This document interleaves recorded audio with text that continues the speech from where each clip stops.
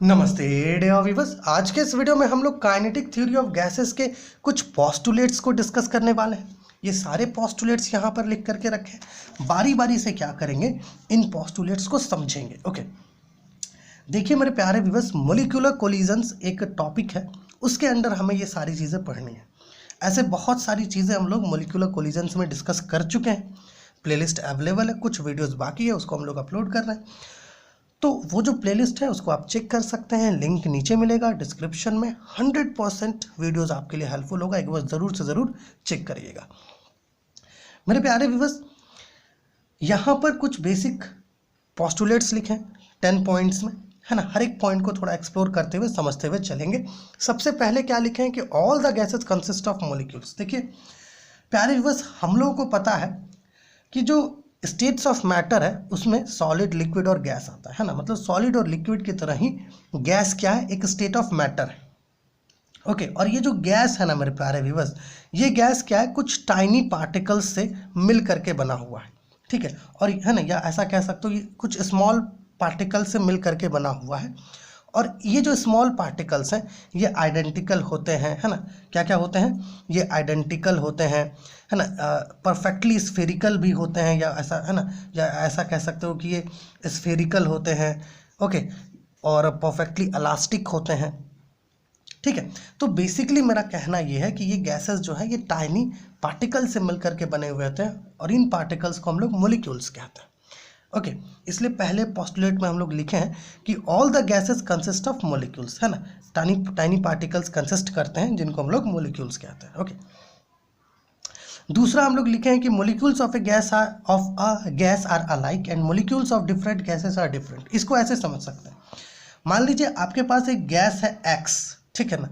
तो इस गैस का जितना भी मॉलिक्यूल्स होगा ना वो सब आइडेंटिकल होगा, ओके। तो वही चीज़ यहाँ कह रहा है कि एक गैस का जो मॉलिक्यूल्स होगा वो सब क्या होगा, अलाइक होगा, और डिफरेंट गैसेस का मॉलिक्यूल्स क्या होगा, डिफरेंट होगा। जैसे मान लीजिए कि एक और गैस है आपके पास Y, इसका भी मॉलिक्यूल्स क्या होगा, सब एक जैसा होगा। लेकिन जब आप X और Y को कंपेयर करोगे तो दोनों के मॉलिक्यूल्स में डिफरेंस आपको मिलेगा, ठीक है। वही चीज़ यहाँ लिखे हैं कि molecules of a gas are all alike and molecules of different gases are different, ठीक है। चलिए आगे बढ़ते हैं। आगे क्या लिखे हैं, आगे जो है आपका जो पार्टिकल्स है ना उसके साइज के रिगार्डिंग हम लोग थिंग्स लिखे हैं। Molecules of a gas are very small in size as compare to distance between them. देखिए कहने का अर्थ ये है मेरे प्यारे व्यूअर्स कि जो इंटरमोलिक्यूलर डिस्टेंस है दो मॉलिक्यूल्स के बीच का, ओके। जैसे मान लीजिए कि ये दो मॉलिक्यूल्स है, इन दो मॉलिक्यूल्स के बीच का जो डिस्टेंस है वो काफ़ी लार्ज होता है।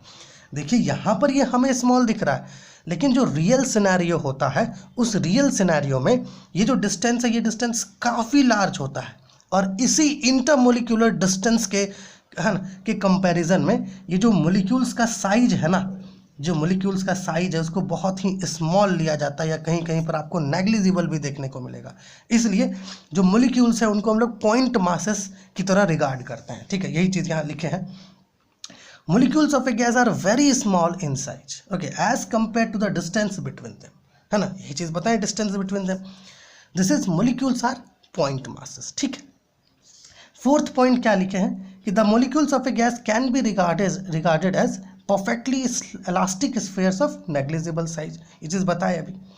फिर क्या लिखे हैं हम लोग कि molecules are in constant random motion। देखो होता क्या है कि जो गैस के molecules है ना वो ऑल पॉसिबल डायरेक्शंस में रैंडमली इधर उधर मूव कर रहे होते हैं, ठीक है। उनका जो वेलोसिटी होता है, या स्पीड भी बहुत जगह देखने को मिलेगा लिखा हुआ, है ना। जो वेलोसिटी होता है वो 0 से इन्फिनिटी तक जो है ना, मतलब इस रेंज में रहता है। सबका डिफरेंट वेलोसिटी रहता है, अलग अलग डायरेक्शन रहता है, एक दूसरे से कोलाइड कर रहे होते हैं, है ना। जो कंटेनर होता है उसके वॉल से भी कोलाइड कर रहे होते हैं, बट वो कोलिजन्स इलास्टिक होता है, ठीक है। यहाँ देखिएगा molecules are in constant random motion, है ना। गैस के मॉलिक्यूल्स रैंडमली मोशन में होते हैं, इधर उधर ऑल पॉसिबल डायरेक्शंस में मूव कर रहे होते हैं। They have velocities in all the possible directions ranging from 0 to infinity, okay, 0 से इन्फिनिटी तक। सिक्स्थ पॉइंट कोलिजन के रिगार्डिंग लिखे हैं कि molecules collide with each other and with the walls of the containing vessel, these collisions are perfectly elastic. देखिए समझिए, ये जो जैसे मान लीजिए ये कोई कंटेनर है, ठीक है ना, इस कंटेनर के अंदर जो मॉलिक्यूल्स है ना वो आपस में तो टकरा ही रहे हैं, आपस में उनके बीच तो टक्कर हो ही रहा है, साथ ही साथ ये जो मॉलिक्यूल्स हैं वो इन जो वॉल्स है, कंटेनर का जो वॉल्स है इससे भी टकराता है। ओके, और ये जो कोलिजन है मेरे प्यारे व्यूअर्स, सबसे इंटरेस्टिंग बात ये है कि ये जो कोलिजन है ये क्या है, ये इलास्टिक कोलिजन है, अर्थात यहाँ पे परफेक्टली इलास्टिक लिखा हुआ है, ये परफेक्टली इलास्टिक कोलिजन है। अब इस परफेक्टली इलास्टिक कोलिजन का क्या मतलब है, मतलब ये है कि टोटल एनर्जी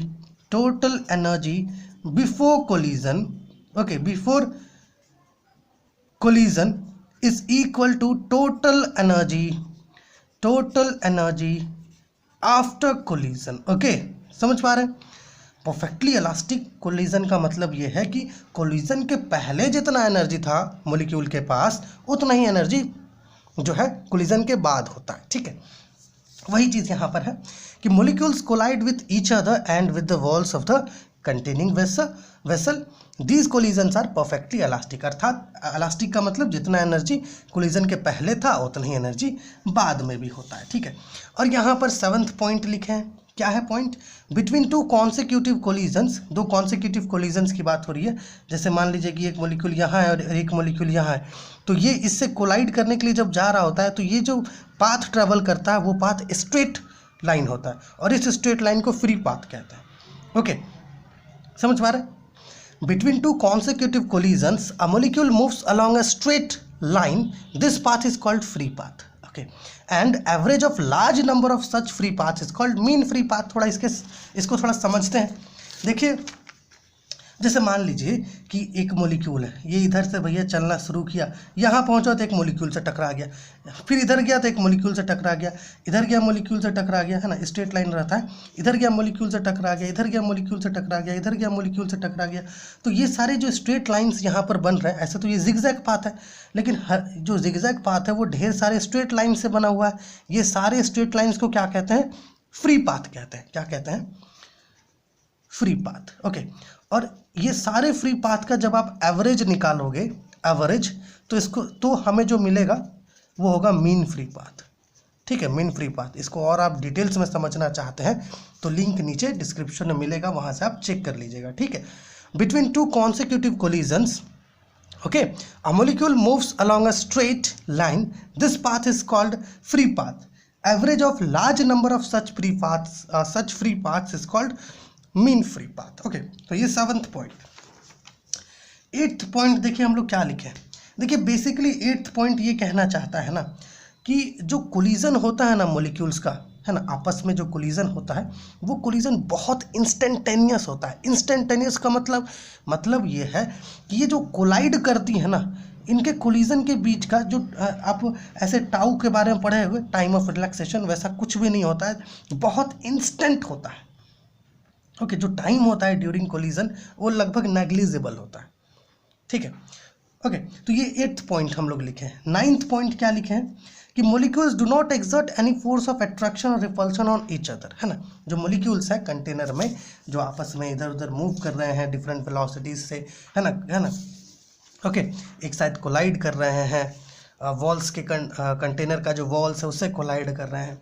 ये जो मॉलिक्यूल्स हैं प्यारे व्यूअर्स, ये आपस में मतलब इनके पास किसी प्रकार का कोई इंटरमॉलिक्यूलर फोर्स नहीं है, चाहे वो अट्रैक्शन का हो चाहे वो रिपल्शन का हो, इनके पास किसी भी प्रकार का कोई भी फोर्स ऑफ अट्रैक्शन नहीं है। ओके, मतलब है कि यहाँ पे पोटेंशियल एनर्जी एब्सेंट है, अर्थात यहाँ पर मॉलिक्यूल्स के पास जो भी एनर्जी होगा वो केवल काइनेटिक होगा, ठीक है ना। Molecules do not exert any force of attraction or repulsion on each other. Whole of molecular energy is kinetic. Okay. और जो 10th और आखिरी पॉइंट है वो एक्चुअली में हम लोग वॉल्यूम के रिगार्डिंग लिखें, या ऐसा कह सकते हो डेंसिटी के रिगार्डिंग लिखें। जैसे ये कंटेनर है, इसमें गैस मौजूद है। ओके, तो काइनेटिक थ्योरी ऑफ गैसेस का जो अजम्पशंस है वो ये कहता है कि कंटेनर के अंदर हर एक जगह पर, हर एक रीजन में, ओके, जो नंबर ऑफ मॉलिक्यूल्स होता है पर यूनिट वॉल्यूम, जिसको स्मॉल n से डोनेट करते हैं, ये हर जगह पर कांस्टेंट होता है। और आपको पता है number of molecules per unit volume जो है ना, ये बेसिकली कह सकते हैं कि डेंसिटी की यहाँ पर बात हो रही है ना। So number of molecules of a gas per unit volume okay remains constant everywhere in the container. ये हमारा 10th पॉइंट था, ठीक है। पर यूनिट वॉल्यूम में जो नंबर ऑफ मॉलिक्यूल्स है वो अपना कांस्टेंट रहता है, ठीक है। तो ये क्या था आपका काइनेटिक थ्योरी ऑफ गैसेस का बेसिक अजम्पशन था। स्क्रीनशॉट लेकर के लिख पाएंगे थिंग्स को, है ना। और भी जो वीडियोस है मॉलिक्यूलर कोलिजन्स का वो बहुत जल्द अपलोड करेंगे हम लोग। जो प्लेलिस्ट है अगर आप उसको देखना चाहते हैं तो लिंक कहाँ मिल जाएगा, नीचे मिल जाएगा डिस्क्रिप्शन में, आप जो है वहाँ जा करके चेक कर लीजिए। वीडियो जो है डेफिनेटली आपके लिए हेल्पफुल होगा। तो चलिए मिलते हैं आपसे अगली वीडियो में।